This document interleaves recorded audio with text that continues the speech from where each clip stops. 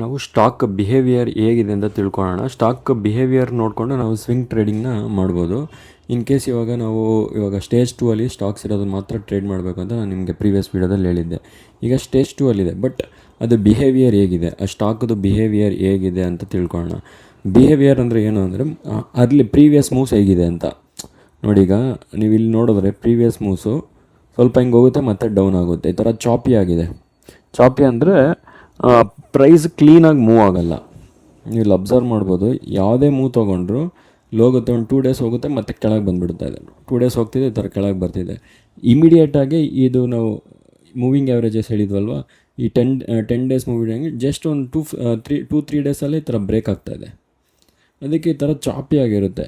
ಈ ಥರ ಚಾಪಿ ಇರೋ ಸ್ಟಾಕ್ನ ನಾವು ಬಿಹೇವಿಯರ್ ಚೆನ್ನಾಗಿರಲ್ಲ. ನೋಡಿ, ನೀವು ವಿಕ್ಸ್ ಕೂಡ ನೋಡ್ಬೋದು, ಅಬ್ಸರ್ವ್ ಮಾಡ್ಬೋದು, ತುಂಬ ವಿಕ್ಸ್ ಇದ್ದಾವೆ. ಅದಕ್ಕೆ ಈ ಥರ ಸ್ಟಾಕ್ಸ್ನ ನೀವು ಅವಾಯ್ಡ್ ಮಾಡ್ಬೋದು. ಸ್ಟೇಜ್ 2 ಅಲ್ಲೇ ಇನ್ನು ಇವಾಗ ಸ್ಟೇಜ್ 2ಗೆ ಟರ್ನ್ ಆಗ್ತಾಯಿದೆ. ಸ್ಟೇಜ್ 2 ಅಂದರೆ 200 ಡೇಸ್ ಮೂವಿಂಗ್ ಆ್ಯಾವ್ರೇಜ್ ಎಬೋ ಇರೋದು, ಮತ್ತು 200 ಡೇಸ್ ಮೇಲೆ 50 ಎಬೋ 20 ಎಬೋ 10 ಇದೆ. ಇದು ಸ್ಟೇಜ್ 2 ಅಲ್ಲಿ ಇವಾಗ ಸ್ಟೇಜ್ 2ಗೆ ಟ್ರಾನ್ಸಿಷನ್ ಆಗ್ತಿದೆ. ಮೇ ಬಿ ಇನ್ ಕೇಸ್ ಫ್ಯೂಚರಲ್ಲಿ ಚೇಂಜ್ ಆಗ್ಬೋದು ಬಿಹೇವಿಯರ್. ಇವಾಗ ನೋಡಿ, ಇಲ್ಲಿ ಬಿಹೇವಿಯರ್ ಚೇಂಜ್ ಆಗಿದೆ, ಬಟ್ ಸ್ಟಿಲ್ ಇನ್ನೂ ವಿಕ್ಸ್ ಹಂಗೆ ಇದೆ.